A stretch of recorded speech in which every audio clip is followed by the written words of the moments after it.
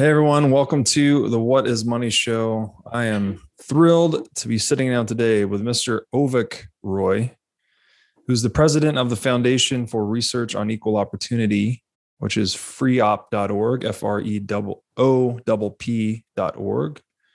And he's also the policy editor at Forbes. And Avik, first of all, welcome to the show. Thanks, Robert. Good to be here. Great to have you. You have written this excellent piece that we're going to go through a bit today titled Bitcoin and the U.S. Fiscal Reckoning. And as we were just saying offline, I think you've done a great job of hitting the tops of a lot of waves that are hopefully getting some of these deeper, more important topics like how the treasury bond market works or Austrian economics into the minds of people, at least getting people asking questions about what's going on, or better questions, I guess you could say. So I'll read just a quick excerpt here to get us rolling. You write that, quote, in time, and this is in regard to U.S. policymakers, in time, U.S. policymakers will face a Solomonic choice, either protect Americans from inflation or protect government's ability to engage in deficit spending. It will become impossible to do both. Over time, this compounding problem will escalate the importance of Bitcoin. Unquote. So, I mean, this is really the crux of the issue, right? We have an organization in the world, which is the largest organization in the world, the largest corporation, as Elon's recently said, that has this unique ability to produce losses ad infinitum, or what you call deficit spending here, to just effectively not be accountable to their customers. If you come to understand it that way, it seems pretty obvious that's a problem, right? That's going to create some consequences at some point. We've been running this experiment for a long time. So, like, where are we today? Are we just coming to the day of reckoning after 100+ years of, government deficit spending being more and more enabled? You know, one of the things that I was trying to get at in the piece and try to tackle with this piece, there were several different goals I had for it. One was to present to a Washington sort of mainstream policy and political audience why they should take Bitcoin seriously, right? Like, everyone's heard about Bitcoin at this point, but in Washington, the typical point of view about Bitcoin is, well, it's basically a fraud. It's sort of, magic internet money. But the reason we should take it seriously, if at all, is because it's being used for terrorism and money laundering and tax evasion. Those things we should take seriously. But this whole idea of Bitcoin replacing the dollar, that's a joke, that's laughable, right? So I wanted to walk that audience through why Bitcoin is something they should take seriously. And the other goal I had for the piece was to help Bitcoiners understand how Washington sees the world and why the revolution, should it come in the way that Bitcoiners believe it will, is going to have a lot of side effects, a lot of toxicity to it, a lot of problems, a lot of disruption for the people who didn't get into Bitcoin early, the people who were left behind holding fiat currency. And so, how do we address these fairly hard problems, right? The first hard problem is how do you write a piece in a digestible way that explains to the Washington audience why they should care about this stuff, and secondly, how to think about the hard criticism of Bitcoin that typically, if you read the Bitcoin cheerleader press, people say, oh, who cares? This is not a big deal. What matters is, that we're going to change the world, right? All this other stuff is just fun. And on the flip side, in terms of the Washington point of view, the question you often hear people say, you introduced the excerpt by saying, look, we've been talking about the deficit for a long time. At some point, it's got to matter. And the response to that you hear in Washington, and not just in Washington, but especially in Washington, is, well, we've been running deficits for 60 years and it hasn't hurt us yet. So why should we believe you that deficits are harmful? If you actually look at the evidence of the last 6 decades, the evidence is that deficits are just fine. Mm-hmm. And that running up all this debt is just fine. People seem to be okay with it. The economy is doing great. Unemployment is at pre-COVID was at record lows, and the job market's great. So why should we worry? You people who care about the deficit and inflation, and you've been talking about this for literally my entire life. You've been wrong this entire time. So why should we take you seriously? Right. So a big part of the piece, in a sense, was to try to walk through, for that audience, a skeptical audience, about that monetary case for Bitcoin, why they should, why this time is different, effectively, why the deficit and the debt is a real problem, and we've been able to postpone the reckoning. That's why that reckoning is in the title. We postponed the reckoning through some very successful tactics that I go into in the piece. Mm-hmm. But the gas is running low in the tank on those tactics, and we're soon going to run out. Yeah, well said. And this is definitely a tricky to get that into one piece, that you're writing both towards policymakers, telling them to take this seriously, but also to Bitcoiners, in that I heard it put once that even there's stability inside of the tyranny, so even if you're exiting a tyranny, which is a good thing, all things considered, there's still going to be some restabilization, right? You're leaving one structure to create another one. And I think Bitcoiners perhaps discount that a little bit. There's a lot of stability provided by the existing state infrastructure. Comes with this great cost of, tyrannical money, if you want to call it that, something that's, used for ill purposes, let's say. But there's this recency bias that you point to as well. It's like, well, it hasn't done any, hasn't mattered in 60 years. It's never going to matter. Why should I care? So it's like people, perhaps in the policymaking position, not considering how these systemic issues take a really long time to play out, especially when we've been able to hide inflation largely through the past 100 years of economic advancement we've made through technology gains and whatnot. So it's like the price deflation that would have been there, the central bank has been able to harvest that by printing new currency. So it's really a screwed up psychological game. One of the things I mentioned in the piece, I don't spend a lot of time on this argument as I would have liked to, because it's actually really important, which is, a lot of Bitcoiners are fond of quoting Milton Friedman when he says, inflation is always and everywhere a monetary phenomenon. Mm-hmm.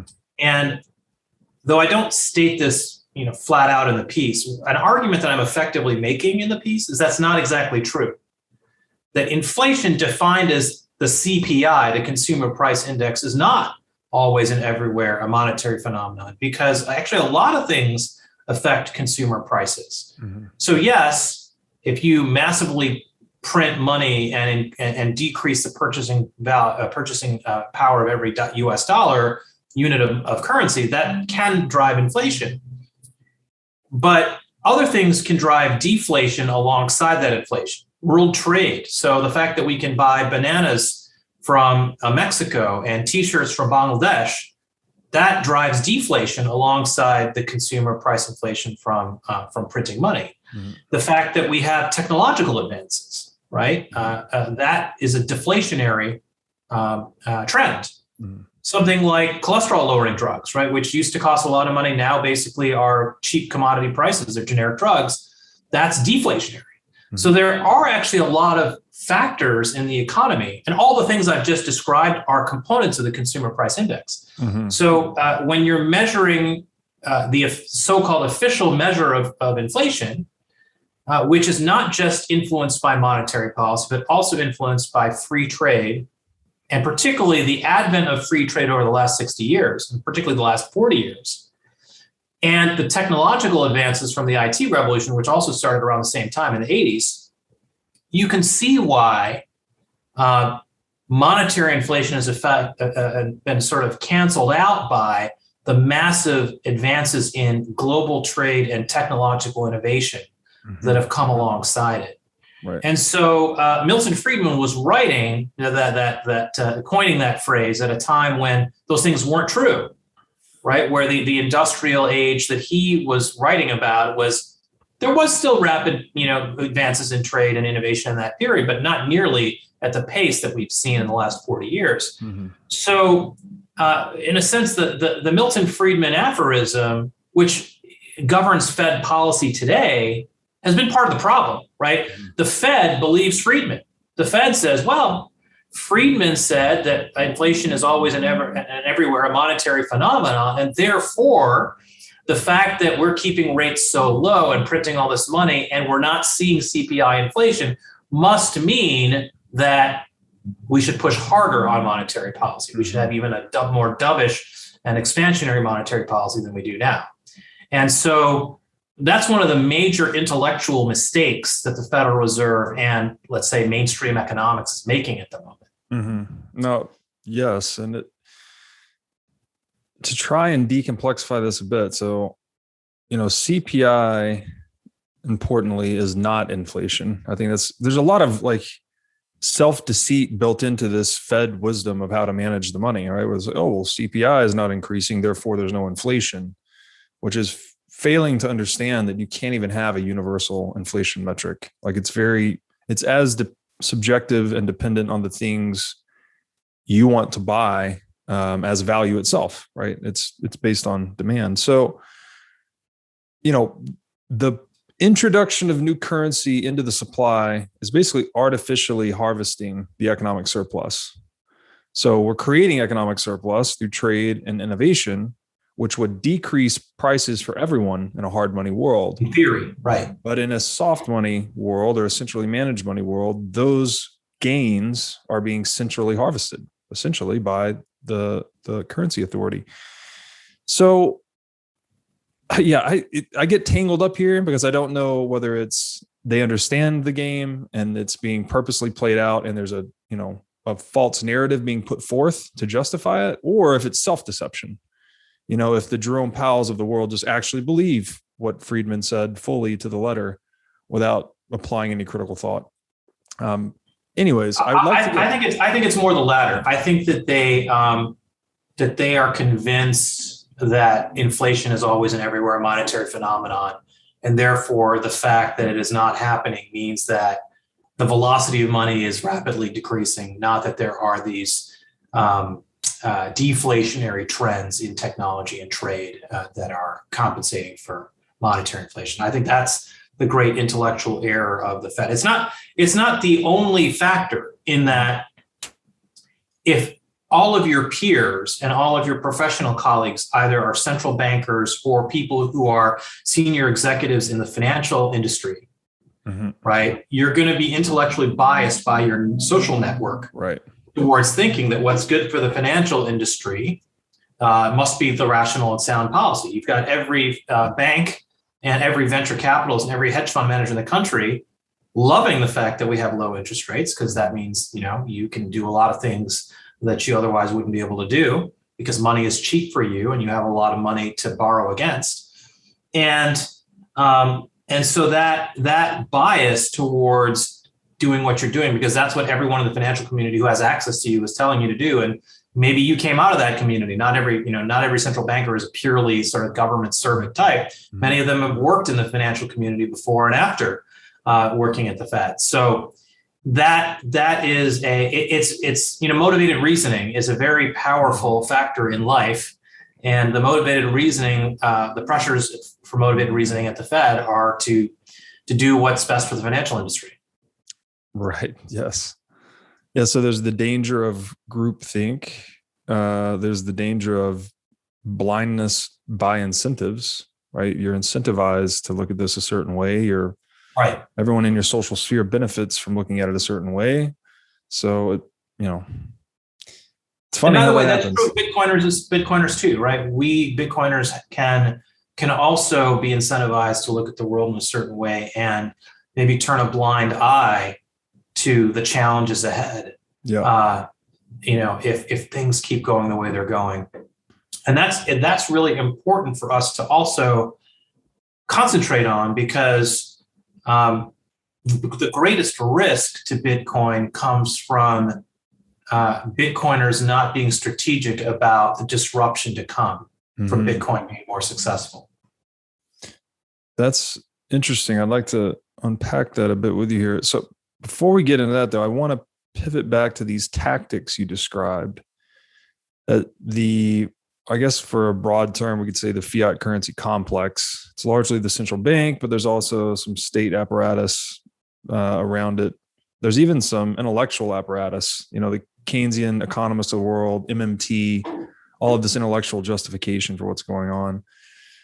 It seems like core to those tactics, as you lay on the piece, was this to call the U.S. Treasury bond a risk-free asset, right? This was essentially, I guess, creating an artificial demand for U.S. Treasury, or a demand that would not be determined on the free market. And I'll read just one excerpt here. It's kind of a long one, but I think you did a great job framing up the history and charting us to where we are today. You wrote, in the first 6 months of 1971, noted the late Nobel laureate Robert Mundell, monetary expansion was more rapid than in any comparable period in a quarter century. That year, foreign central banks and governments held $64 billion worth of claims on the $10 billion of gold still held by the United States. So that's a 6-to-1 leverage multiple.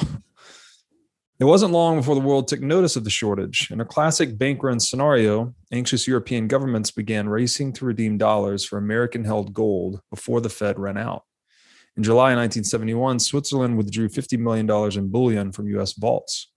In August, France sent a destroyer to escort $191 million of its gold back from the New York Federal Reserve.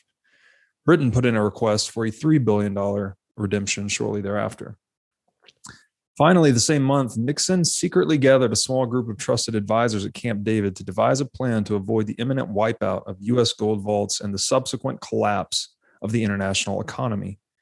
There, they settled on a radical course of action.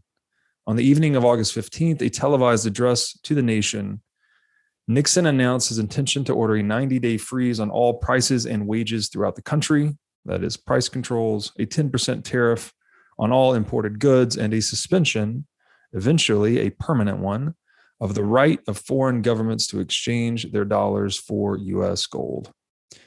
So, I mean, this is it, right? This is the core lie that we're now all forced to live, is that dollar was a contract to gold, but governments created more contracts than they could justify. That is, we're at a 6-to-1 rate, I believe, as you said, 64 billion worth of claims on 10 billion of gold, and this forced the U.S. to implicitly default by severing the peg of the dollar to gold. Yeah, and one of the things that's really interesting. So there's a book that recently came out, actually last August, around the 50th anniversary of this event, by the former dean of the Yale School of Management, Jeffrey Gardner, called 3 Days at Camp David. It goes through this history in a lot of detail. Really interesting book for monetary history geeks. And a couple points to draw from that's relevant to the excerpt you just cited.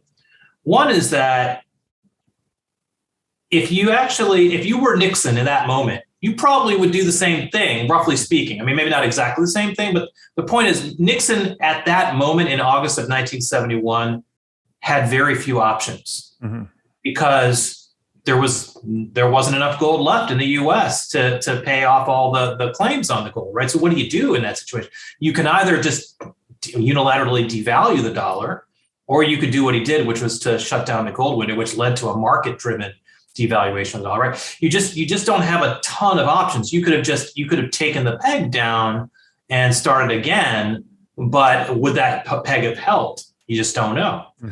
So I'm not saying that he did exactly the right thing, or even that I'm endorsing his decision. I'm just saying that I think if you read the book and you see the point at which the U.S. was at that moment economically, there were very few good options, and most of the options on the table were bad options. So that's point number one. It gave me actually some sympathy for a situation where before reading the book, I thought, that Nixon, what a terrible guy, but I think you read the book and you realize, wow, like if you were president in that moment, you wouldn't have had a lot of great options on the table. That's point number one. Point number two is, and I don't get to talk about this in the article because, again, just space considerations, but the guy who was actually the biggest advocate for free-floating currency exchanges, for free-floating currency prices, was Milton Friedman.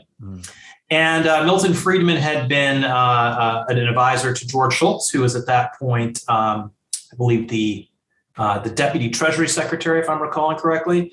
And so Friedman was one of the guys really influencing the administration in direction of getting off the gold peg altogether and having a world of free-floating exchange rates, which Friedman thought would be a more market-oriented solution, with some reason, than having just a government dictated, here's the dollars pegged to gold.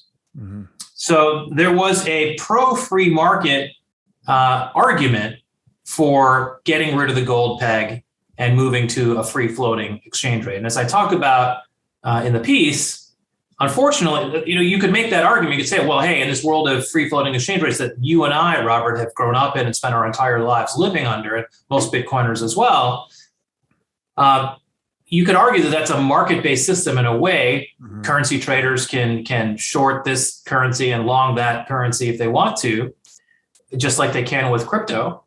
But the flip side is that the one Achilles heel of going to that fiat system in which exchange rates are free-floating is what we have now, this gradual buildup of deficit spending and increases in the debt that will eventually have its comeuppance. Yeah, it's funny because it's as if Nixon had painted himself, and we're focusing on Nixon here, but it's so easy to look at the individual and forget about all the people underneath him, right? He's taking advice from economic advisors. There's all this, legion of private interest funneling into him through the lobbying mechanism, et cetera, et cetera. To generalize, Nixon painted us into a corner effectively, right? You had a 6-to-1 claims to gold outstanding on actual gold. So it almost becomes an issue of national security at that point, and this is an important perspective, I believe, because it frames up the importance of gold. Gold is still, I call this like geopolitical prime money, right? It is money still. If you go to war with a country and defeat them, you don't want them to pay you in paper. You want them to pay you tribute in gold. So it's like, it is still driving the configurations of geopolitics in many ways. So at that point where there's all these claims to gold and people are calling your bluff, effectively redeeming the gold, you're going to kind of flex your muscle and say, hey, that's enough. We're going to just hold on to this gold and we'll move to this market-based system. I agree that the free-floating currency is market-based in a way, but the non-market Achilles heel to it is this restricting access to gold ownership or gold-backed currencies, this kind of concerted effort of countries to move away from the gold standard. And the government control the supply, right? The fact that the government can print the money, right? So like that's what makes it non-market, as again, all Bitcoiners are familiar with. If the supply of money is kept constant, then that could be a more market-based system. But of course, trusting the government to keep the supply of money constant is impossible because, as we all know, and as Satoshi Nakamoto himself observed, that's a trust that the governments have routinely have always failed. Absolute power corrupts absolutely, and that's a great example. And so, and I don't want to minimize the fact that Nixon, as you said, painted us into that corner. His politically driven economic decisions were very pro-inflationary and helped precipitate the departure from Bretton Woods in August of 1971.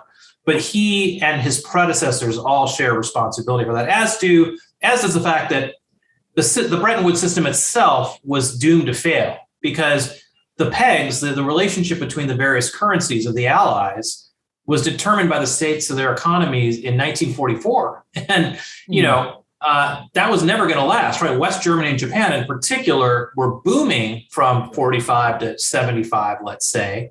And so the relationship between the US dollar and the Deutsche Mark, or the Western Deutsche Mark, and the Japanese yen were never going to stay at their 1944 relationship. That was just not possible because of the massive growth in trade between the U.S., West Germany, and Japan. So all that to say that the government, the U.S. government, over that period of time, definitely did its share of things to hasten the collapse of the Bretton Woods system. But the Bretton Woods system itself was inherently unstable. Yeah. Yeah. Well, it clearly makes sense that you can't apply some static fixed ratio to currencies they're dynamic economies, right? And to your point, the countries that were wiped out were rebuilding more quickly. They experienced more economic growth, sensibly. It's funny how we get like this is you may get lost in the complications of this sometimes, but it really comes back to this simple reality of less intervention is better. We just let the market sort it out, take a back seat, kind of be a little more reactive than proactive, which sounds maybe counterintuitive, but that historically creates the best economic outcomes, right? You just leave people free to their own devices and they sort it out. Yeah, I mean, if you think about it, the ideal solution would have been something like the U.S. dollar is pegged to gold at, say, 1/35 of an ounce or whatever you want it to be, but the relationship between the U.S. dollar and all the other currencies is free floating in the market, like it had been prior to Bretton Woods, and something like that could have been more stable and could have adjusted to the growth of West Germany and Japan and the rest of the post-war economies in a way that Bretton Woods did not. Yes. Yeah. If you just leave currencies redeemable for the gold that they originally represented, then that creates a balance and balance of payments, frankly, globally. It's crazy game. Well, I wanted to touch on one thing you said there too, like the idea of giving government the guardianship over inflation is crazy too, because inflation is taxation. Taxation is revenue to the state. So it's like trusting the state to not increase its own revenue. It's the fox guarding the chicken coop kind of thing. It just doesn't work. Yeah, it's even worse, right? Because and this is one thing that Milton Friedman said that is right. He said inflation is taxation without legislation. Mm-hmm. And that really captures it, because if you want to raise taxes, as the most recent effort by the Biden administration and Democrats in Congress to raise taxes shows, it's pretty hard to raise taxes. Even when Democrats control the entire Congress and theoretically have the votes to do it, they couldn't get it done, at least thus far. We'll see what they can get done between now and the midterm elections in 2022. But thus far, they haven't been able to do it. And that shows how hard it is to raise taxes. But it's pretty easy to raise taxes, quote unquote, through inflation, because you just need the Fed to do it. And the Fed has been doing it. And it doesn't matter if it's a Republican appointed Fed board or a Democrat appointed Fed board. The result is basically the same. So in that, the political path of least resistance is to keep doing what we're doing. And I think this is one thing that's also worth hammering home, Robert, because when I talk to a lot of people about the deficit and debt problems, I feel like there's a certain amount of complacency that comes from a notion that people have that's actually, an optimistic notion. People have an optimistic notion that, yes, the deficit and debt are problems. We need to solve it. But when the crap really hits the fan, people, sensible, cooler heads will prevail. People will get together. They'll solve the problem. They'll do what needs to be done. You hear that sentiment a lot in the business community, because in the business community, CEOs of businesses are used to making pragmatic choices when absolutely forced to do so, right? And so I think their expectation is, well, if we get to a point where the buck stops with us and we can't borrow any money anymore, Congress will figure it out. So the sensible people in the Senate will get together on both sides and we'll hash out a deal. That is a very naive expectation in my view. It's far more likely, if you look at the history of countries where this has happened in the past and is happening today, that we don't actually solve the problem. Because even in a world where the debt is really at a point where we've got to have a contraction in spending or a massive increase in taxes to address the deficit, the political cost for any individual member of Congress to actually do it, let alone the president, is so high that they're just not going to be incentivized to do it. The path of least resistance politically is for the Fed to keep doing what it's doing until basically the crisis is already with us, right? Where we have double-digit inflation or worse again. Yeah, and it seems like, again, the devil's in the details of how you measure your own personal inflation coefficient. Many people appear to be well into that double-digit reality. Oh, yeah.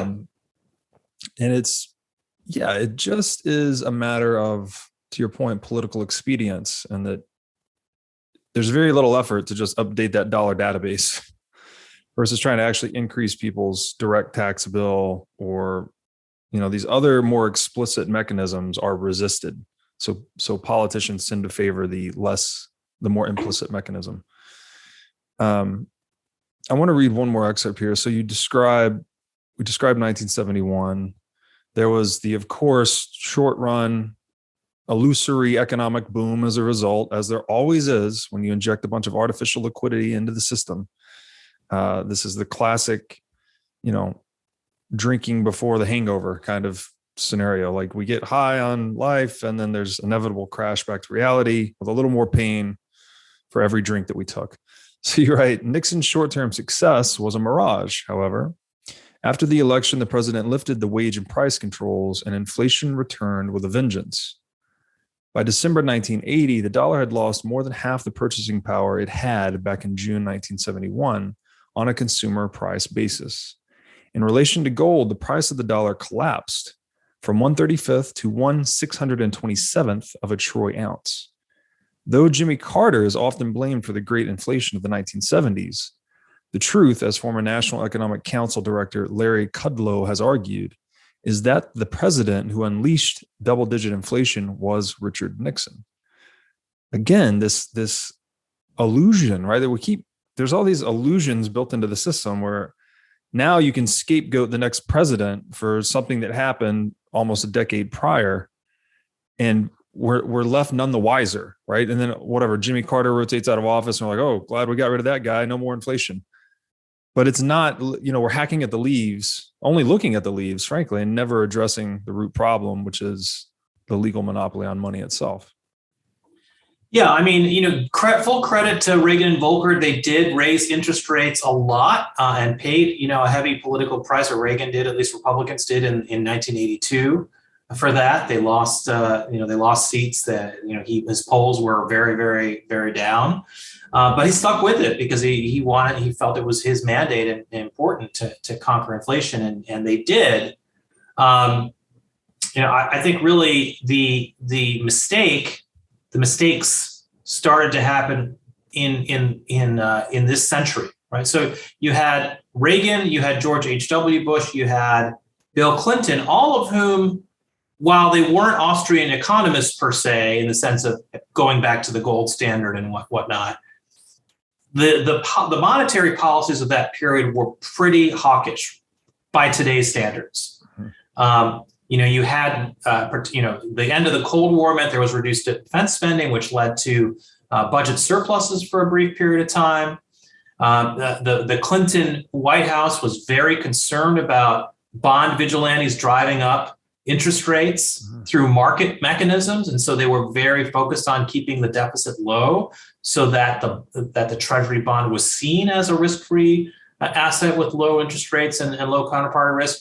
So, Republican or Democrat, Reagan or Clinton, I mean, there was this continuity of hawkish, small c conservative monetary policy, much more so than what we saw later on, particularly starting in 2008 with the financial crisis. And basically, this is the period from 2008 to now where things have really gone off the rails in terms of monetary policy specifically. Obviously, on the debt and deficit questions, it's been a longer run story. Yeah. So to get back to that bigger theme I mentioned offline, like everyone's trying to figure out, where are we at? Where are we going? There's definitely some rhyming with history where we are today. So I'm going to propose we look at 2020 as kind of our modern 1971 to some extent. is that how you would look at it? Are we 10 years out from this 1980s inflation that is a result of a post March 2020 decision making, or how do you see the next decade or so? I would say I don't know if there's anything in our lifetimes that comes close to 71 in terms of just how radical of a departure it was from the prior period. But if I had to pick a year that was the closest, I would say it was the financial crisis, 2008 to 2010, because that was the first time that the Federal Reserve started directly intervening in longer duration Treasury bonds. So in the past, the Federal Reserve had managed, run, manipulated the market for the overnight federal funds rates, that basically the rates at which banks overnight lend to each other. But it had stayed out of trying to control or dictate or manipulate, say, the 10-year Treasury bond. That was something that was left up to the market. As recently as Bill Clinton's presidency, as I mentioned, it didn't occur to them to say, well, the Federal Reserve should just dictate to the rest of us what the interest rate should be. They were worried that the market would drive up the interest rate of the 10-year Treasury bond if they were fiscally irresponsible. Today, that's no longer an issue because the government can run whatever deficits it wants, and the Fed will buy the Treasury bonds and artificially depress the interest rates to make the economy seem like it's humming along. Mm-hmm. That intervention was first installed during the financial crisis, was first proposed by Ben Bernanke when he was a junior member of the Fed in 2000, but it became reality in 08-09. And when COVID hit us, we basically did the same thing, but on steroids. Mm-hmm. But the real departure, the real step change in terms of what we were doing really happened in the financial crisis. That was when we first used this tool of the federal government basically imposing price controls on interest rates across the board. And during the COVID crisis, we basically did that at a much greater scale. Mm-hmm. James Grant, who I don't know if you've ever read Grant's Interest Rate Observer, but it's a terrific and beautifully written financial newsletter that a lot of people on Wall Street who are of a gold or Bitcoin orientation, hard money orientation read. And Jim Grant is fond of saying that the interest rate, the 10-year Treasury bond, or the federal the Treasury bond interest rates, is the most important measure in capitalism. Mm. Because it's really based on the interest rate of the Treasury bond, everything else in the economy is extrapolated effectively from that in terms of how the economy works. And so when you all of a sudden don't have a real price signal on the 10-year Treasury bond, a lot of things can go wrong. And so I will say that, so I personally got involved in Bitcoin in terms of being an owner of it in the mid 2010s, but I stayed away from writing about it publicly for a lot of reasons. One was just privacy, and part of it was my think tank, the Foundation for Research on Equal Opportunity. Our mission is to use economic freedom in the service of Americans on the bottom half of the economic ladder, those whose incomes or net worth are below the U.S. median, and at that point in time, there were very few policy debates in terms of things the government could do or not do that directly met that test of what really drives life for lower income Americans. And after the most recent run of monetary and fiscal expansion, where we really accelerated our drive over the fiscal cliff and ballooned the balance sheet of the Fed and printed more money than ever before, we really got to a point where this issue of inflation was going to become a serious problem for Americans. And the relationship between the government and Bitcoin and crypto versions of the US dollar was going to become an increasingly important problem. And so that's why last year we made the decision to really start to be active in terms of the policy challenges related to Bitcoin, and that the piece that we're talking about today is really meant to be the kind of the launching pad of that. Though I've written about other things related to Bitcoin previously, this is meant to be the core or manifesto of what we're going to work on. Well, that's wonderful. I mean, that I think is one of the most important things about Bitcoin is that it is economically empowering at the individual scale. It levels the playing field in many ways. And I like what you said about the U.S. 10-year Treasury because, not only is it reflecting inflation expectations, but it also goes into weighted average cost of capital calculations for basically every industry. So exactly. It is probably the most important price in global financial markets. And when that moves away from being determined by supply and demand and toward being determined by policy, that's a problem, right? We're getting super dangerous. We're diverging from reality, right? And it's very bad. So I'll read another excerpt here that I think you really frame up the issue faced by the U.S. Treasury market now. You're right. Since the 2008 financial crisis, the Federal Reserve has succeeded in wiping out bond vigilantes using a policy called quantitative easing, whereby the Fed manipulates the price of Treasury bonds by buying and selling them on the open market. As a result, Treasury bond yields are determined not by the free market, but by the Fed. Clearly, that's a problem. You go on to write, one such indicator is the decline in the share of Treasury bonds owned by outside investors. Between 2010 and 2020, the share of U.S. Treasury securities owned by foreign entities fell from 47% to 32%, while the share owned by the Fed more than doubled from 9% to 22%. Put simply, foreign investors have been reducing their purchases of U.S. government debt, thereby forcing the Fed to increase its own bond purchases to make up the difference and prop up prices. I mean, isn't this going to this drives schisms between countries because now the Fed ends up bankrolling its own national debt effectively. You have foreign investors dumping these bonds due to creditworthiness concerns about the U.S.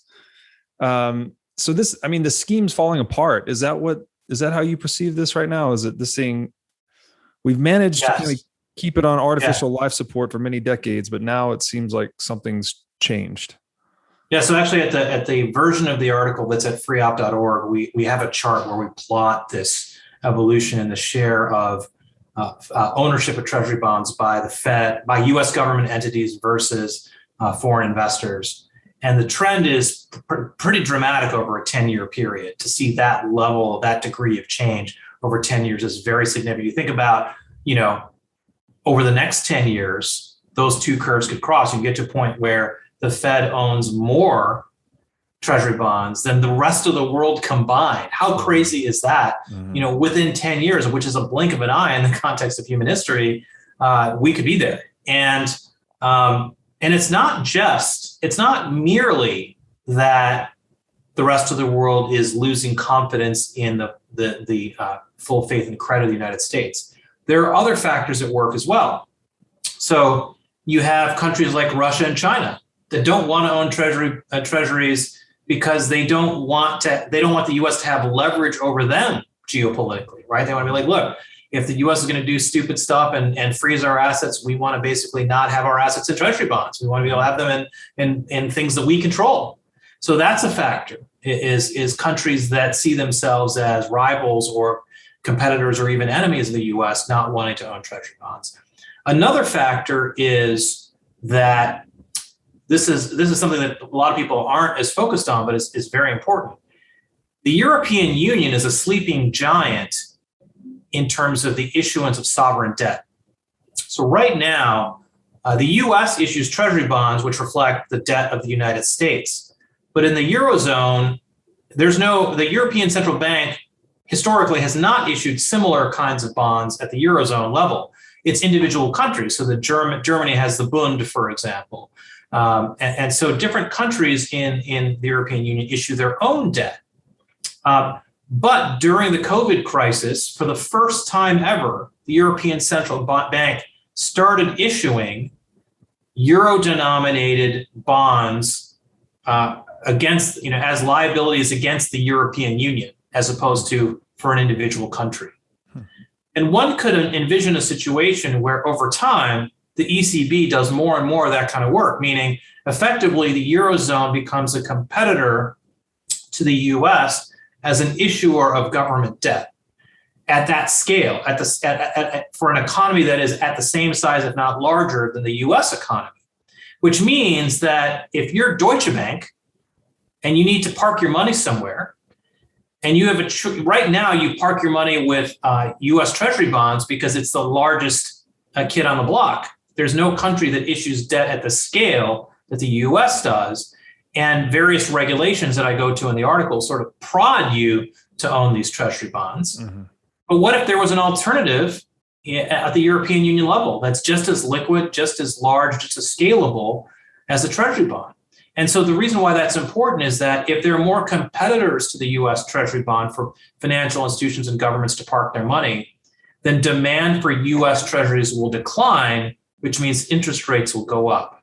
Mm-hmm. And the Fed will be under more pressure to keep doing what it's doing at a more accelerated pace. So all this to say that it's not just the debt and deficit that are driving this accelerated problem. There are geopolitical and other financial and economic factors that are compounding the problem. So if you look at it like this, in 20 years' time, what will the situation be? Don't worry about next year. Worry about from a 20-year time horizon, what will life be like for us and our kids? It's pretty terrifying. If you look at it from that time frame, because in 20 years, what's the federal debt going to be, right? Like at the end of the Bush years, it was, or maybe it was I can't remember the exact, maybe it was the end of the end at 2000, the debt was $8 trillion. Now it's $30 trillion, right? The federal debt could easily be $100 trillion within 10 to 20 years. And now there's only $250 trillion in the world in things like hard cash, securities, real estate, gold, et cetera. So there's just, you get to a point in terms of the scale of the US debt, leave alone Japan and Europe, where there's just not enough money in the rest of the world to absorb all that debt and buy it. And so that is the trajectory that we're on. And there is no clear escape because, as we've talked about, the politics of reforming entitlement. At my think tank, we do a lot of work to try to solve this problem and give politicians solutions that are viable to challenge to overcome that challenge of our debt and our deficit. But the base case scenario, if we're looking at it objectively, is we fail to do that. The politicians don't do the right thing. And if that continues, the Fed is going to continue to buy the Treasury bonds just to keep interest rates down because they don't want a crash of the stock market and real estate and all these other things. The banks will all tell them, oh gosh, you got to keep real estate prices up because if they don't, then everyone's going to default on their mortgages and we'll have 2008 all over again. And every Federal Reserve governor is going to have that memory fresh in their minds, and they're going to avoid that like the plague. So you put all that together, and the cocktail that we are consuming right now is dangerous. Indeed, and I think the numbers that I saw were it was looking at 50 some odd countries over the past century. Once they pass 130% debt to GDP, like 99% of them either had a hyperinflation or a default, right? It becomes totally unmanageable at a certain threshold. Maybe my numbers are off slightly, but and in that event, if this is happening globally, I imagine the countries holding the most gold and running the lowest deficits or even surpluses would be the most creditworthy. So the US, I guess, is still in this position of holding the most gold, but we're running huge deficits. The actual gold holding is interesting too, because Fort Knox hasn't been audited in 50 years. I've also heard rumors that I think it's confirmed that China is the number one producer of gold in the world, but I've heard the back of the envelope math that they're also the biggest net buyer. So do you see China making a play for global reserve currency in this transition period, using gold and I'm not sure their deficit or surplus position, but using their economic prowess, let's say, as a leverage point to make the Yuan the global reserve currency? So first of all, we should talk about default for a minute, because inflation is a form of default, right? If you double the number of US dollars in circulation and your debt is denominated in dollars, you've just effectively done a 50% default on your debt. Yeah. We don't call it that, though. We call it expansionary monetary policy, which sounds much more technical and nice. But that's default. That's like me saying, I'm going to only pay you 50% of what I owe you. That's default, right? So the term default, in a sense, and the way it's understood, obscures what's really going on. Because if I actually just say to you explicitly, I'm only going to pay you half of what I owe you, we call that default. But if I do it through doubling the number of US dollars in circulation, we don't call it default. Why is it? Mathematically, economically, it's exactly the same thing. And so we are defaulting every year by increasing the supply of US dollars in circulation. And I think that we need to be very explicit and clear about that. Inflation is not merely taxation without legislation. It's also a form of default on US Treasury bonds.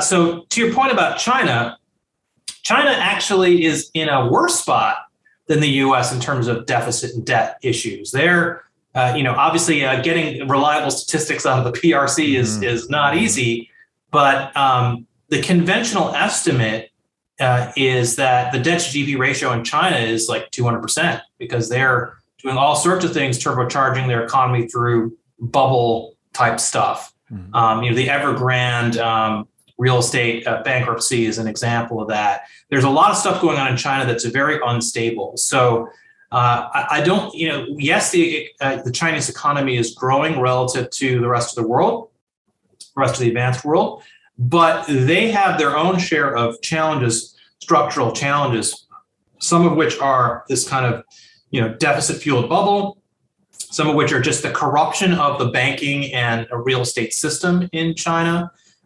There is the demographic implosion that they're going to have, which is, they had this one child policy. And so you have the situation where, there are all these old people in China and not enough young people to pay the taxes to fund their pensions. And so that demographic asymmetry in China is a huge problem from a fiscal and monetary standpoint. And plus, you have the fact that they're an authoritarian regime, which has banned Bitcoin and crypto in general, right? So they are not eager to move their currency into a different system. So one thing that China has done, and actually U.S. politicians have complained about this, is the renminbi, the yuan, has been pegged basically to the U.S. dollar for most of the last several decades, right? So. Or it's gently appreciated very, very, very, very gradually. But broadly speaking, the yuan is pegged to the dollar. And the reason why that's advantageous to China is because it allows Chinese exports to be less expensive, basically. Because whereas if the yuan appreciated against the US dollar, then Chinese goods and services would be more expensive to the global economy. And because China's economy traditionally has been export driven, they've been very wary to allowing the yuan to appreciate against the dollar. Vice versa, populist US politicians in both parties have tried to press China to appreciate the yuan relative to the dollar for exactly the opposite reason, because they want US goods to be more affordable in China and for Chinese goods to be less competitive with US goods. So that is a big part of the dynamic right now between the two countries in terms of their currencies. And all this to say that China, the yuan is unlikely to be the world's reserve currency so long as it's pegged to the US dollar. And the authorities in China will not allow it to rapidly appreciate because the economic instability that will cause will be very significant. So I don't think that China is in a position to really to challenge the dollar as the world's reserve currency. However, one could imagine a situation where China does allow more foreign investors to buy Chinese sovereign debt. And much like I was talking about before with the European Central Bank, if Chinese government bonds become a competitor to US Treasury bonds, that creates more challenges for the US government to get other people to lend it money. And so that could be a problem. But as all this is happening over the next 10 to 20 years, the bigger story will be Bitcoin, right? If Bitcoin continues to grow at the historical pace it has grown or anything close to it, then you get to a point in 10 to 20 years where the market cap of all the Bitcoin in the world is competitive with government debt of every country. And at that point, if you're a hedge fund or institutional investor, it's not as risky or controversial as it is today to own Bitcoin as part of your portfolio, right? Again, you think about this from a standpoint of a 20-year time horizon. In 2042, the typical 30 to 40-year-old hedge fund manager will have lived his or her entire adult life in a time when Bitcoin was around.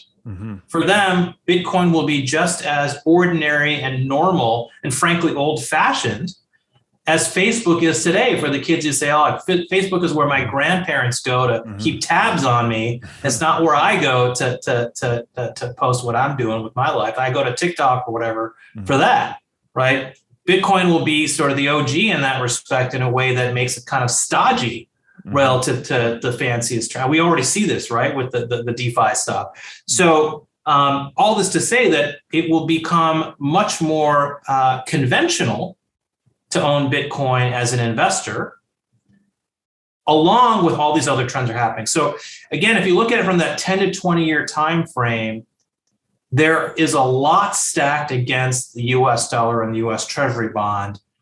And the point I would just highlight in all of this is that you hear a lot of Bitcoiners and non-Bitcoiners talk about Bitcoin competing with the US dollar as the currency you use to buy your cup of coffee in the morning. And what I try to argue in the piece, one of the things I argue in the piece is that that's not really an important competition. What's the more important competition is what is the store of value for the world, not what the medium of exchange is for the world, but what is the store of value for the world? If the store of value for the world is Bitcoin and not US dollar denominated securities like treasury bonds, that is the revolution that will completely change the economy as we know it. Hey, everybody. As you've no doubt learned by watching this show, Bitcoin is the single most important asset you can own in the 21st century. And one of the most important companies in Bitcoin today is NYDIG. NYDIG's mission is to get Bitcoin into the hands of as many people as possible. One of the ways they are accomplishing this mission is by empowering banks and financial technology companies to offer their own Bitcoin products and services. As a true game changer in the industry, NYDIG is safely unlocking the power of Bitcoin for forward-thinking individuals and institutions alike. Led by Robbie Gutman, Yin Zhao, and Ross Stevens, NYDIG has absolutely exploded onto the Bitcoin scene recently and has quickly become a leader in this space. So, whether you are a professional investor looking for asset management services or a company looking to white label your own Bitcoin product or service, consider NYDIG your single source solution for everything Bitcoin. This is something I'm thinking about a lot lately is like, what is the China strategy in this weird global fiat game we're playing? Again, it seems like, and a lot of central banks are doing this. They're at the same time they're expanding fiat currency supplies. They're also acquiring more gold, which makes sense. They're trying to, I guess, hedge themselves against the fiat currency inflation of others, but also own more of this geopolitical prime asset that is gold. In the case of things getting more divisive or what have you. So, because your piece goes into this, I want to ask this question.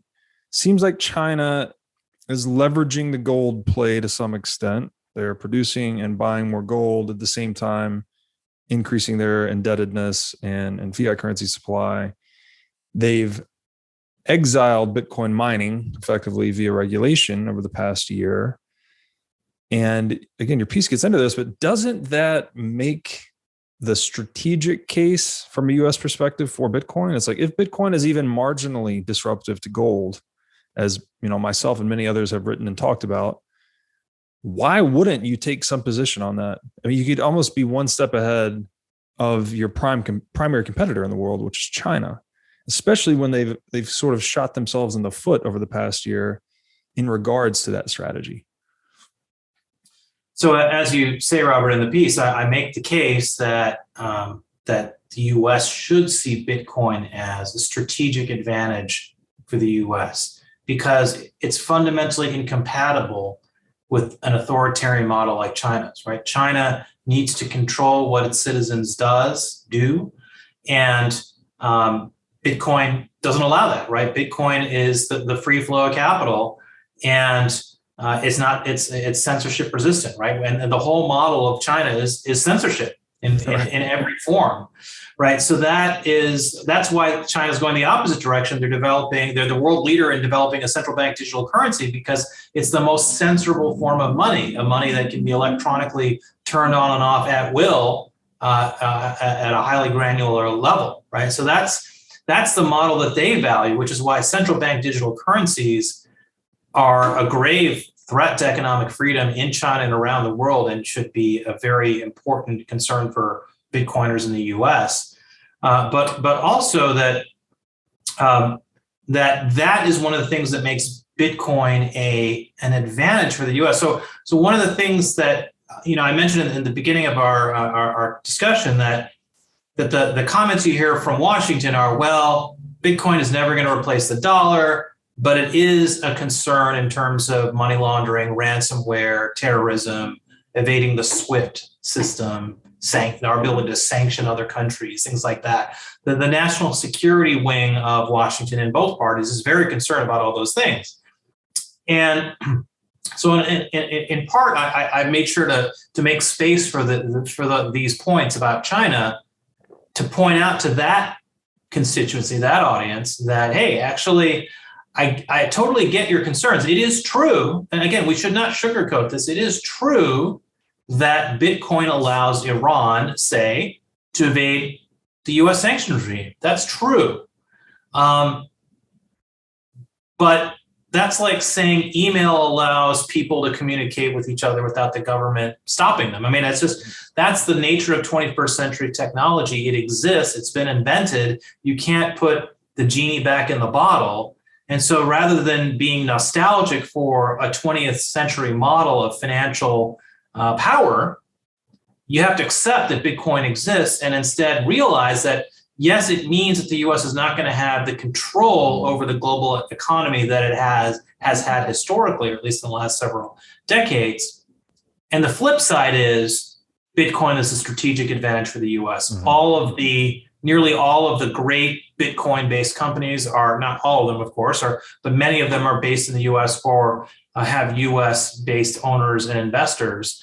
And in fact, that would be more true today if it weren't for the degree to which the SEC and other regulatory bodies in the U.S. have made it hard for Bitcoin-related ventures to rise in the U.S. So there's obviously a lot to do to open up the Bitcoin economy in the U.S. But if we do it just like we did with telecommunications and other fields in the 1990s, we have enormous capacity to drive this revolution and to be at the forefront of it. And for the rewards of a leaning into Bitcoin to far exceed the costs. And I think the point I try to make in the piece, and the point I would make to the Bitcoin community, is there are costs, right? I think a lot of us at times tend to wave away the costs and say, oh, who cares about the SWIFT system? Who cares if Iran can evade US sanctions? That's just, government repression. We shouldn't care about that. Well, if you are concerned about, Iranian terrorism on the world stage or their geopolitical malevolence, you are very concerned about that, right? And to just wave that away and say it doesn't matter is not going to fly in Washington, right? The Washington's going to say, no, you're an idiot. So, or you're just not concerned about these problems, and I'm not going to take you seriously. It's a permission structure to not take you seriously as a commentator. So it's very important to acknowledge that there are costs, there are trade-offs as we move into this uncensorable money regime. And but the benefits outweigh the trade-offs. Mm-hmm. Yeah, well said. So it's as if the permissioned or control hierarchies that we are accustomed to, like the SWIFT system and many others under US control, they're kind of running into this permissionless control system that is Bitcoin.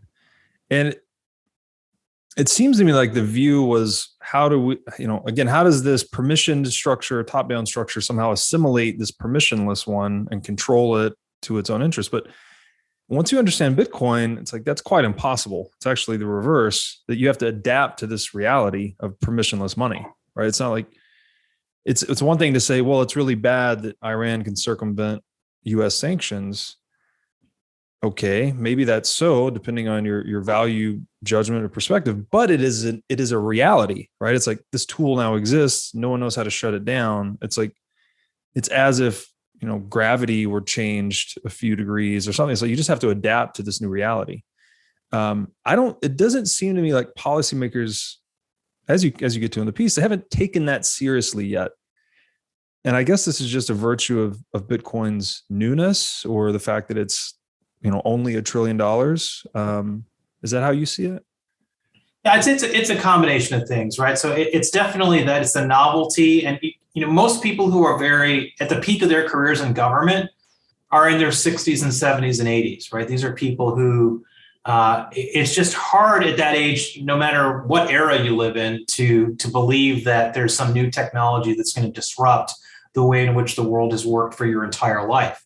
So it's just inherently, it's human nature to be skeptical of new technologies or new ways of doing things compared to the way you've always lived and the way you've seen the world work for your entire life. So I think that's a big part of it. And I think another part of it is that, it's not just really in our, the entire lives of the people who are running the government today. I mean, the US dollar has been preeminent for a pretty long time, right?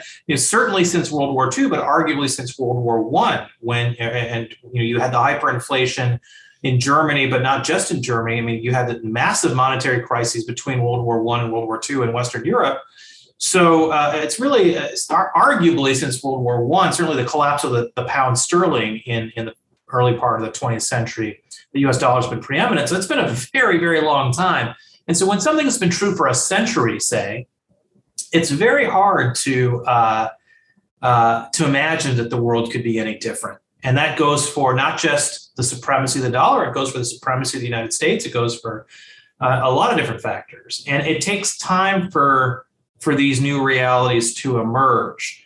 And so the question really is the US going to do the things to be at the forefront of that new world? And my hope, and I think it is within our grasp to achieve this, my hope is that the government doesn't intervene enough to prevent Bitcoin and Bitcoin-related ventures from being a big part of the US economy.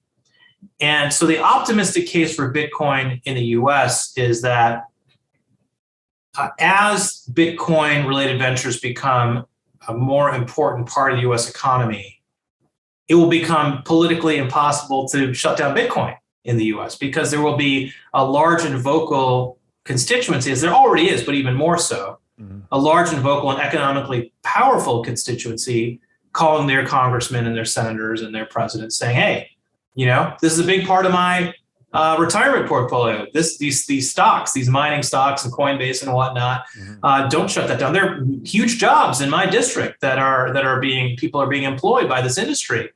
Don't kill those jobs. So once you start to get to that level of entrenchment, I think it'll be hard to massively disrupt Bitcoin. But we're not there yet.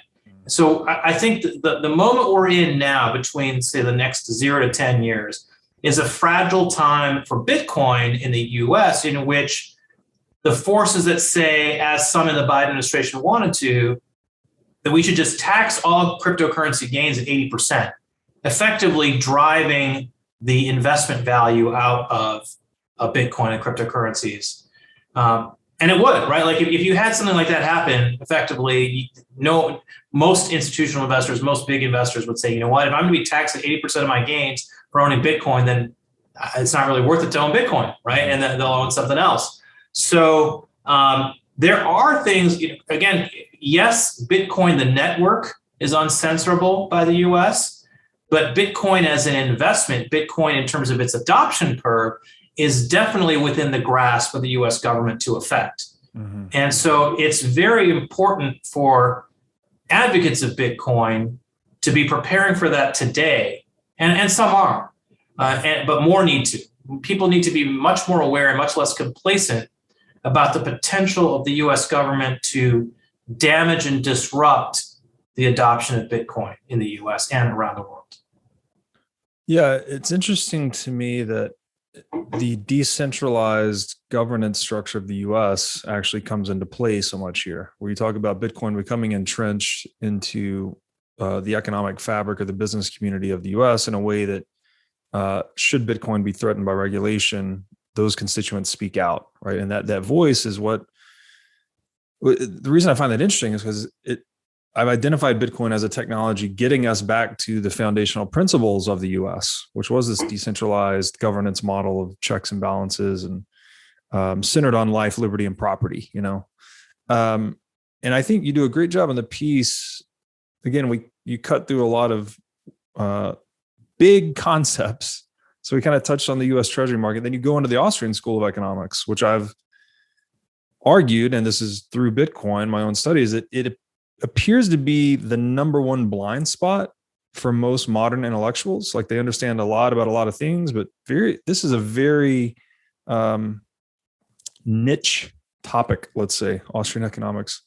So I'll read one more excerpt here. You write, in The Theory of Money and Credit, first published in 1912, Mises argued that sound money serves as an instrument for the protection of civil liberties against despotic inroads on the parts of government, that belongs in the same class with political constitutions and bills of rights. Just as bills of rights were a reaction against arbitrary rule and the non-observance of old customs by kings, he wrote, the postulate of sound money was first brought up as a response to the princely practice of debasing the coinage.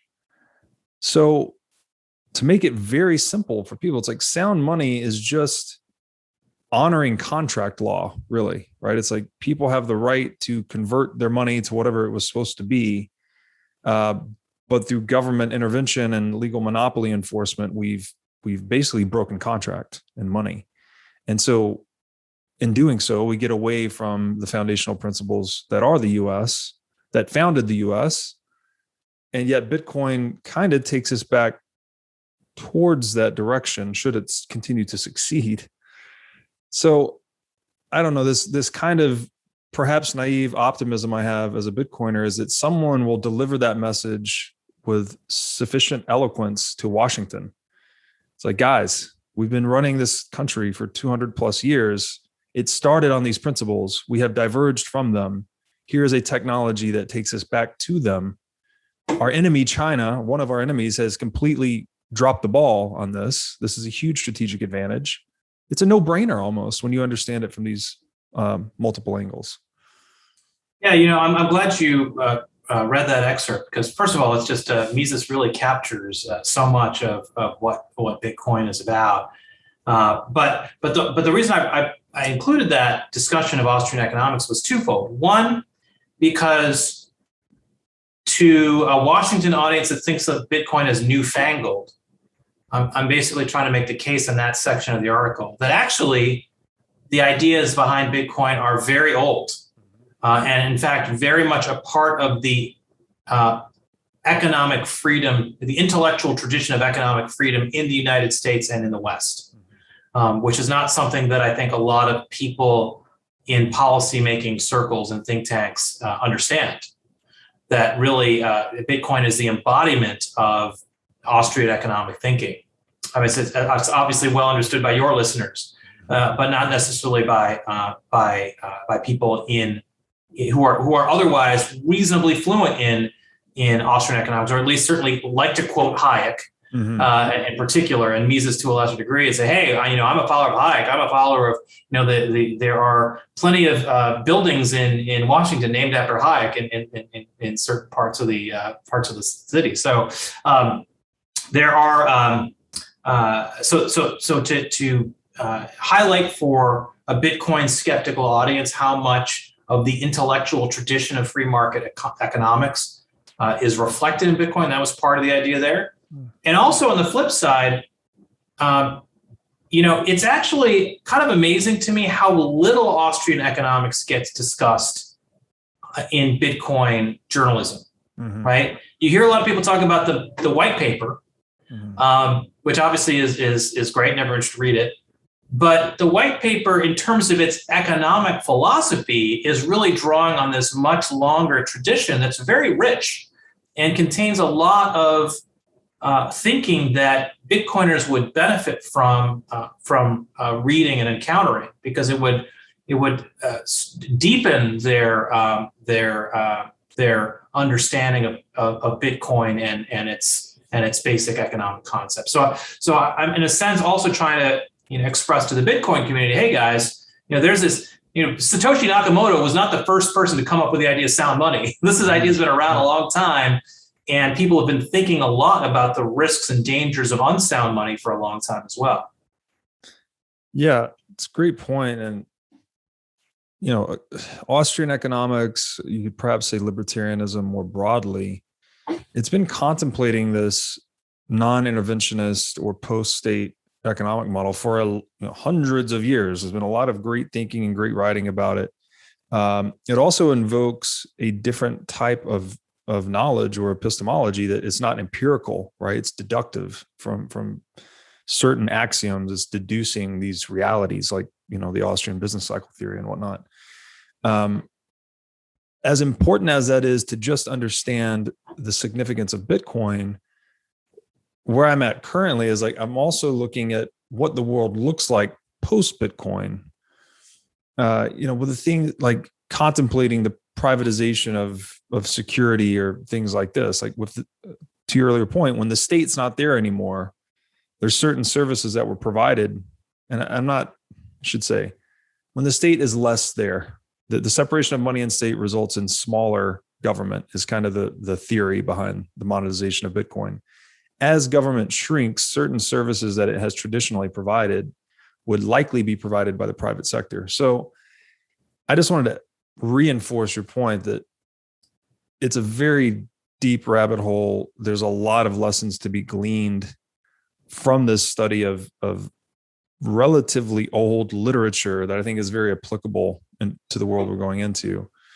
And just to highlight I'll read one more tiny excerpt here, because I thought this did such a good job of drawing the comparison between the importance of gold and Bitcoin. And you just said very simply that gold's primary virtue is that its supply increases slowly and steadily and cannot be manipulated by politicians.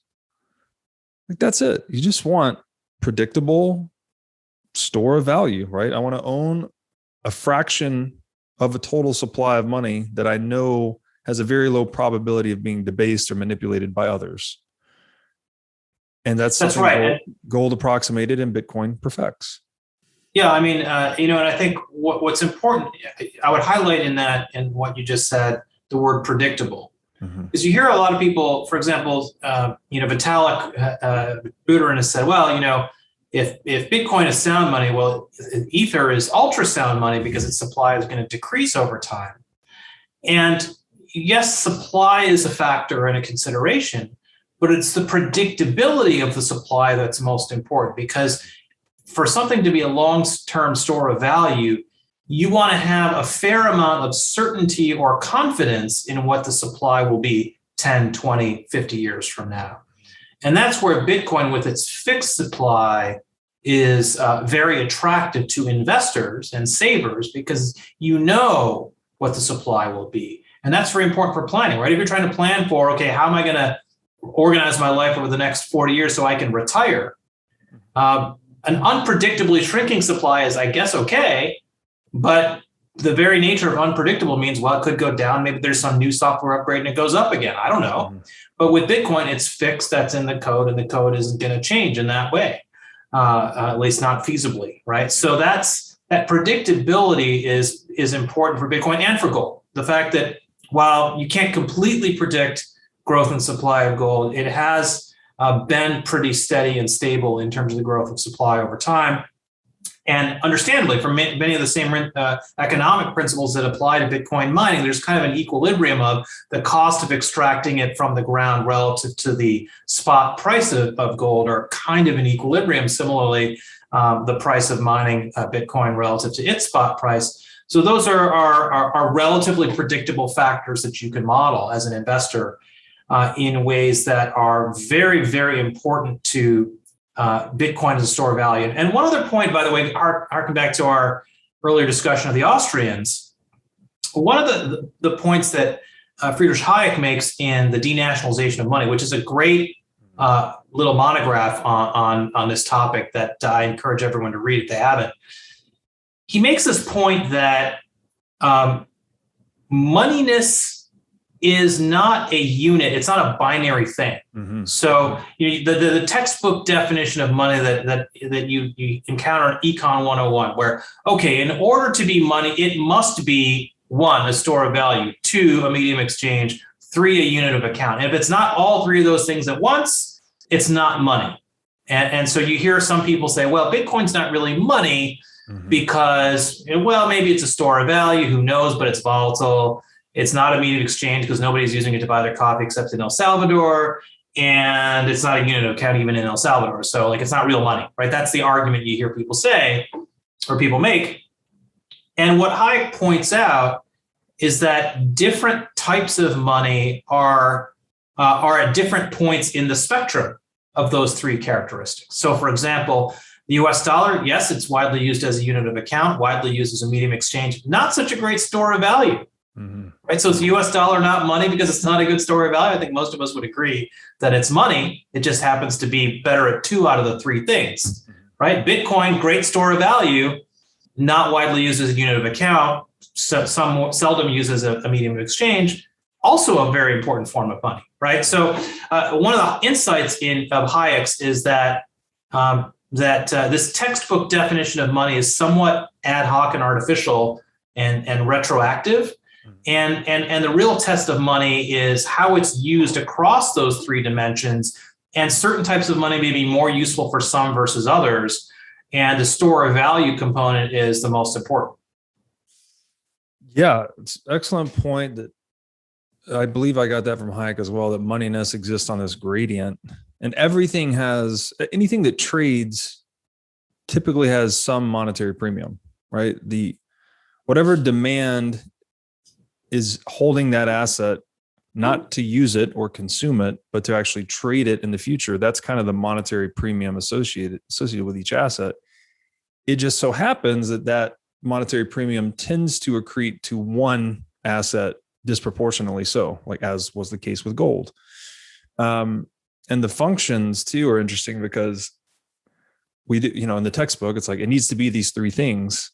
But the history shows that it evolves, right? It's initially a store of value, then a medium of exchange, and finally a unit of account. So it's kind of a static depiction of a dynamic reality. And again, just speaks to that blind spot. There's this real Keynesian blind spot. When I hear Dalio talk about money, he just recites the 3 things straight out of the textbook, and that's it. He doesn't push his thinking beneath that. And that's true of a lot of people, right? Like anyone who's taken Econ 101 and has heard that textbook definition, it sort of enables the suspension of thought about Bitcoin. You don't have to think any more about it. Again, Austrians are and Hayek in particular have done a great job of articulating why that's not the case. And again, it's not merely like the Keynesian progressive lefty types who make this point or make this textbook definition argument. It's also mainstream economists on the right that do it. So I think that's where Austrianism is distinct and interesting and more accurate, right? Because again, if by the textbook definition, the US dollar isn't money either because it's failing the test of being a good store of value. Mm-hmm. Yeah, well said. So I'm going to read another excerpt here, and this gets back into the strategic implications for the US. You write, over the next 10 to 20 years, as Bitcoin's liquidity increases and the United States becomes less creditworthy, financial institutions and foreign governments alike may replace an increasing portion of their treasury bond holdings with Bitcoin and other forms of sound money. With asset values reaching bubble proportions and no end to federal spending in sight, it's critical for the United States to begin planning for this possibility now. And you go on to write, just as Nixon's 1971 closure of the gold window led to a rapid flight from the dollar, imposing restrictions on the exchange of Bitcoin for dollars would confirm to the world that the United States no longer believes in the competitiveness of its currency, accelerating the flight from treasury bonds and undermining America's ability to borrow. I think that nicely captured kind of the self-defeating nature of bans. And I guess you could apply this to censorship, which is interesting. This is a bit off topic, but this recent podcast with Joe Rogan and I think it's Dr. Robert Malone.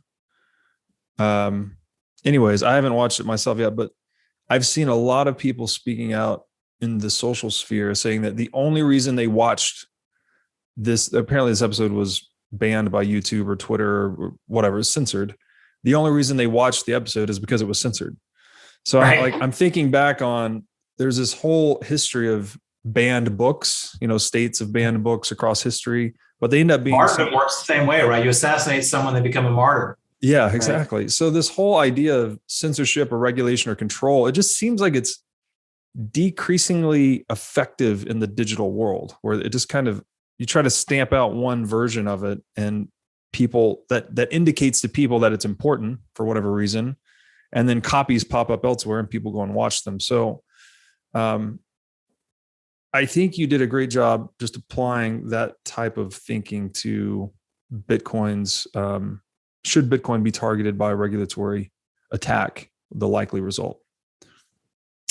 Yeah, and I think that it's going to be interesting to see. This is sort of the arms race or boat race, I should say, that we're watching now. Is, can Bitcoin and the Bitcoin economy become sufficiently entrenched in the U.S. where a ban becomes unfeasible or so damaging the U.S. is reluctant to take that step?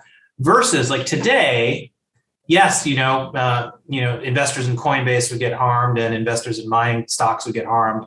And people who own Bitcoin would obviously be inconvenienced, but the cost to the U.S. economy today for quote unquote banning Bitcoin, by which we really mean banning Americans from using Bitcoin. Bitcoin itself would not be banned, but Americans would find it very hard to use. That is more. It's at least it would be more harmful if it happens earlier, rather than it happens after Bitcoin is more entrenched than it is today. And I think one of the things that's encouraging in that regard is Bitcoiners, obviously everyone likes to make money, but what I really admire about the Bitcoin community as a whole is that mission-driven element of so much of it, right? There's so many people who could be doing more lucrative things with their lives, but are actually spending money to invest in making sure that Bitcoin is as successful as possible. You think about a guy like Jack Dorsey, who obviously, some people don't like him because of Twitter and whatnot, but here's a guy who's basically saying, you know what, I want to dedicate my life to Bitcoin. And he doesn't have to, right? He's doing it because he believes that it's better for the world that Bitcoin is as robust as possible. And there are lots of people like that in the Bitcoin community. And I think that is, not only is it just impressive to observe, but it's also a characteristic of every successful social movement. Mm-hmm. Right? Every successful social movement ultimately wins because its adherents care more about the cause than they do about themselves and their own personal profit. Obviously, with Bitcoin, you can do both, which is nice to a large degree. But that willingness to make sacrifices, to work extra hard because you believe in the social value of what you're doing, is so important. And I think my optimism about Bitcoin's success as being entrenched as the global store of value comes in large part from those sociological elements of the Bitcoin community. The fact that so many of us are willing to invest our time and resources into making Bitcoin successful, because the Janet Yellens of the world they're going to, make pronouncements about how much they're skeptical of Bitcoin and how much they want the US dollar to succeed, but they're not going to fix the deficit and the debt.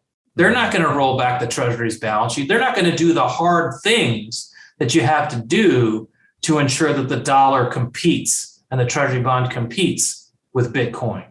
Mm-hmm. And that's the difference between Bitcoin and the Treasury bond, is that the people fighting for the success of Bitcoin are more determined than the people who are fighting for the success of the Treasury bond. The Treasury bond advocates have certainly more political and military power today, but that moral power is important as well. Yeah, that's an excellent point. I'm reminded of that. I think it's Eleanor Roosevelt said, "Never doubt the ability of a small committed group to change the world." Margaret Mead, yeah. Margaret Mead. Indeed, it's the only thing that ever has. Yeah. I'm also reminded of a little bit of Tennessee wisdom. I heard it put once that it's not the size of the dog in the fight, but it's the size of the fight in the dog. And a lot of Bitcoiners really have, we all have skin in the game, clearly, can't avoid that. But it does go to almost soul in the game, where people are sticking their necks out there a little bit. As you mentioned, Jack Dorsey, taking certain types of risk to really make sure Bitcoin is as successful as possible. That's hard to compete with, man. You've got a super committed group of people that are willing to take risk, over and above what is maybe considered rational or reasonable. That's really hard to compete with. Yeah, you think about the core developers, some of them are obviously now supported by philanthropists and whatnot, but a lot of them are not. A lot of them are just doing it because they believe in it. And even the ones who are supported, that's basically a write-off, right? That's a charitable contribution to the success of the ecosystem. I guess you could say for Bitcoin-oriented businesses, they're operating in their own self-interest to a degree, but it's a pretty indirect self-interest, right? So that, I think a lot of people who are not involved knee-deep in Bitcoin don't appreciate how much is going on behind the scenes every day as people work to make Bitcoin even more robust and more secure and more useful. And that's, again, it's a super impressive thing that is part of what is going to make Bitcoin successful. And I think that, again, the question that I come back to in terms of the US context is, are Americans going to benefit more than they are hurt by the changes to come?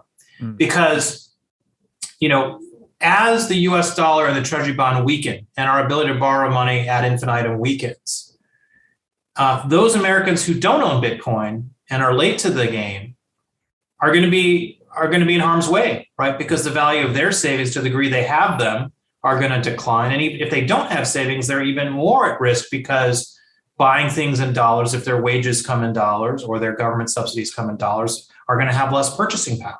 Mm-hmm. So that's going to be a pretty large constituency of people, potentially 100 million or more, or maybe even 200 million, who say, you know what, inflation is rampant.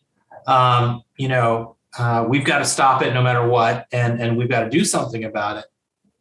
And maybe those people take their concerns out on Bitcoin, but that could very well happen, right? And so that is a risk that the Bitcoin community needs to be humble about and concerned about, which obviously a lot of, that's why people like you do what you do, right? You're trying to spread the word and get more people to be aware of the importance of Bitcoin, and that's obviously super important. But even if guys like you and all the others who are involved in this community are successful spreading the word to a degree, there's still going to be people who just don't do it, right? Who get left behind. And even if they do buy a little Bitcoin, maybe it's just not enough, right? Like if you're making $30,000, $40,000 a year and you're living paycheck to paycheck, even if you are trying to save $10 or $20 out of your paycheck to put into Bitcoin, that's not enough to pay for the inflation that has already come your way and is going to be coming your way in the future. So even people trying to do the right thing won't have the resources to avoid what's coming. And so what part of what I want to do in this piece is, as we've discussed, is to start that conversation of how are we as Bitcoiners going to address the fact that as much as we try and work hard to spread the word, we're not going to completely succeed 100% because it's not enough at this point to spread the word. There's going to be a degree to which people who just don't have the money to save are not able to put enough money away in Bitcoin to save for that rainy day. And so what do we do for them? How do we help them through this transition? I don't have all the answers, but I think it's something that we need to talk more about. Yeah, education's important, but to your point, not everyone has the resources even to put that education into practice necessarily. And the final element there in my mind is sometimes people really need to just feel the pain before they act, right? And it's just beginning with the inflation side of the equation. I saw recently in The Guardian, I think it was an op-ed that they were advocating for price controls. So like we're going down this same well-worn, crazy path, a self-destructive path ultimately. And I think the other component there too is there's so much Bitcoin misinformation or disinformation perhaps out there. I see it likely being blamed for everything that we know is being created by the legacy financial system. Like I could see climate change is already sort of being blamed on Bitcoin. They're talking about its energy use. Probably when these inflations do set in, they'll probably scapegoat Bitcoin to some extent somehow. So yeah, it's very important to think about. I want to read one more excerpt here that I think you nicely tied together the action really for what the U.S. Treasury should do under the circumstances.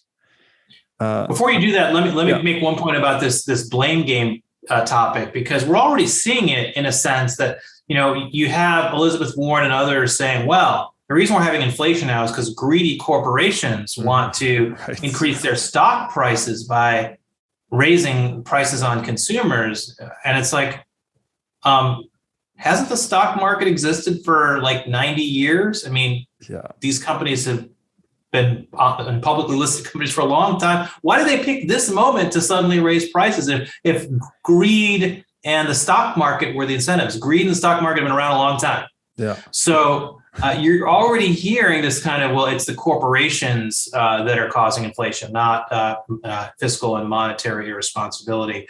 So it's a pretty short leap from that to blaming Bitcoin. So go ahead.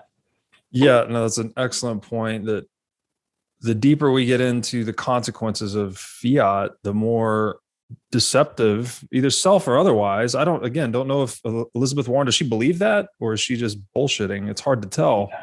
But it's wrong. It's incorrect, like completely incorrect. All right, I'll read this excerpt here. You write, third, the Treasury Department should consider replacing a fraction of its gold holdings, say 10%, with Bitcoin. This move would pose little risk to the department's overall balance sheet, send a positive signal to the innovative blockchain sector, and enable the United States to benefit from Bitcoin's growth. If the value of Bitcoin continues to appreciate strongly against gold and the US dollar, such a move would help shore up the Treasury and decrease the need for monetary inflation. It's like a triple win, right? I mean, your competitor dropped the ball. You can hedge yourself against your own monetary management and the monetary management of other nations. You can anticipate adoption of a potential disruptor to gold.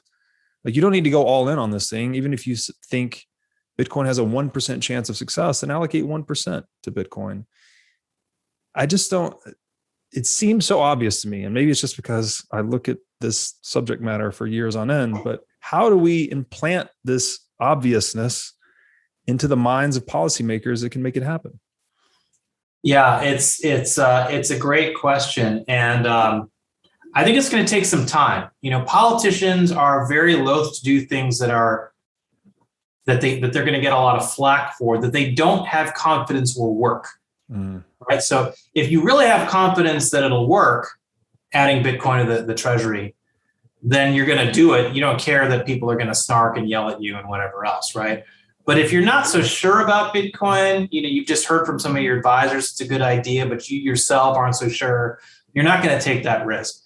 So I think it's going to take a president or a Treasury secretary who really believe in this idea or see that at the very least, like Ray Dalio does, that you have to have an allocation to Bitcoin. It's a responsible fiduciary thing to do. And that moment isn't, close at hand, I would say, but could it happen in a 10 to 20 year period? Absolutely. And it could happen sooner. I mean, it's look, the presidential election of 2024 is not that far away. It's theoretically possible that that the Republican that emerges is not Trump. It could be Trump, but if it's not Trump, because I don't think Trump would do this, but if it's not Trump, it could be somebody else who maybe has that kind of a view about Bitcoin and it is forward thinking. That's possible. I'm not saying it's likely, but it's at least possible. Let's call it a 5% chance that happens in 24. The probability of that being true in a future election is much higher. But over time, I think you will start to see that line of thinking becoming at least more mainstream. Again, ideally, it happens as soon as possible because then the U.S. can gain the maximum advantage from Bitcoin. But I think that it should happen at some point. But that resistance or reluctance to doing things that defy the conventional wisdom is a very, very powerful aspect of how Washington works. As some of your listeners will know, you often hear people talk about this thing called the Overton window, which is named after a think tanker actually at a Michigan-based think tank called the Mackinac Center, who came up with this idea that there are these brackets or bounds of what's considered mainstream or respectable debate. And if you can shift, as a think tank, if you can shift the bounds of respectable debate in your direction, say, for example, by taking an idea like school choice and turning it from a radical idea that nobody agrees with to a mainstream idea that everyone talks about, then you have more of a chance of success because politicians really like to stay within the Overton window. Mm-hmm. And so part of the social and political goal of Bitcoiners should be to mainstream the Bitcoin within the Overton window. And doing so isn't merely about espousing Bitcoin's virtues. It's about addressing a lot of the topics that we've been addressing today in terms of how to address these reasonable and fair objections to Bitcoin that in order to overcome Washington skepticism, we've got to overcome. Yeah, well said. And so, I mean, clearly, I'm not going to hold you to this, but how do you see this playing out over the next 15, 20 years? The hope, I mean, in my mind at least, is that the U.S. grabs the low-hanging fruit here and just makes the appropriate play. And I think there would be second and third order effects of putting Bitcoin on the U.S. balance sheet that would be positive, largely positive. I'm less sure about the probability of that, though. I was actually concerned originally that an authoritarian regime would move more quickly just because the decision-making is more centralized. Looks like that's not going to be China, which is sort of good news. But how do you see the geopolitical landscape in this within the scope of Bitcoin moving over the next decade or so? I think there's a pretty broad range of scenarios as to what can happen, which is why it's so important now at this moment to be thinking about these questions and talking about these questions. If you had to, if you forced me to put on a prognosticator hat and have a crystal ball and say, what do I think is the most likely scenario based on everything that we've talked about? I think the most likely scenario is that the U.S. seizes some of the opportunity, but not as much as it could. That the slow-footedness of the SEC and the Treasury Department and the U.S.'s resistance to giving up supremacy of the Treasury bond and the U.S. dollar is too hard of a mental framework to overcome for the government. And that while it's all, but also at the same time, the government doesn't aggressively shut down Bitcoin. And so Americans continue to be able to own it. And Bitcoin-related businesses continue to get off the ground and prosper. And so that leaves a large opportunity for the kinds of places that in the past have been the Singapores and the Cayman Islands and the Bermudas, the places where capital has moved, and Switzerland actually back in the day, not so much anymore, but where capital has moved and stayed in order to go where it's treated best. And I can easily imagine as a base case scenario that what we start to see is, just as we now live in a world where, partly for reasons of expansionary monetary policy, Tesla has a bigger market cap than the rest of the Detroit automakers combined. One can imagine a situation where Bitcoin-related financial institutions have a larger market value than all the banks in the U.S. combined. That is very easy to envision. Just as today, we have a world in which the largest biotechnology companies have a bigger market cap than the traditional legacy pharmaceutical companies that existed for much of the last century. So as you have these technological leaps, you have a situation where you could imagine that while for the last 100+ years, 200 if you want to argue that, New York City has been the global financial capital of the world. That in the future, the global financial capital of the world, maybe it's totally decentralized. There is no future global financial capital, or maybe it's San Salvador, or maybe it's another one of these other countries that fully leans into Bitcoin, and people start moving there and locating their businesses there and living there and locating their capital. And maybe the whole idea of the physical location of capital becomes technologically obsolete, right? That is part of the vision of Bitcoin. But what I could imagine is a world in which people do like being a part of a physical and real world community. People do like being interacting with each other in person. We've all experienced this at Bitcoiners. People who went to Miami and had that feeling of joy of being around other people who shared their crazy view of the world, right? And I think that there is going to be an attraction and a demand for that. And Bitcoiners will want to be part of a community where the rest of the community shares their values, where the government shares their values, because that creates a certainty around your life and your capital. And so to me, what I envision the next 20 years is as the base case scenario. And again, I hope this is not the case. I really hope this is not the case. And I spent a lot of my day job trying to fight this outcome. But the base case scenario is that the U.S. has a steady decline, at best like Japan's, at worst like Germany's in the 20s, the old 20s, the 20th century 20s. But a decline in its ability to continue to run its economy because it's debt fueled and monetary expansion fueled. That leads to inflation, leads to a flight from the U.S., emigration from the U.S. to other parts of the world, particularly among those who have the capital to emigrate with. And that 20 years from now, we're looking at a world in which not China, not Europe, not the United States, but some other place has become the global financial capital. Wow. It's may have sounded outlandish 10 years ago, but at the pace things are moving, and the direction things are moving, which is increasingly uncertain, sounds like a good possibility. Avik, I have to thank you, man. This piece you've written is excellent. I think it cuts through, again, a lot of big topics, not getting too deep into them to lose the readers, but hopefully enough to introduce them to things like the treasury bond market and Austrian economics, and the strategic implications of Bitcoin. And also, just appreciate your cool-headed reasoning throughout this conversation. I think it's given me a lot to think about, and I'm sure my audience will enjoy it as well. Could you please let my audience know where they can find you if they want to learn more about you or your work? Sure. Well, first of all, thank you, Robert, for having me. It's great to be on with you. It means a lot what you say, because the caliber of people you have on your show is of the highest quality, and I'm a great admirer of all of them along with you. So thank you for having me. Enjoyed the discussion a lot. The best ways to follow my work are I'm on Twitter a fair amount. My Twitter handle is @AVIK. That's my first name, AVIK.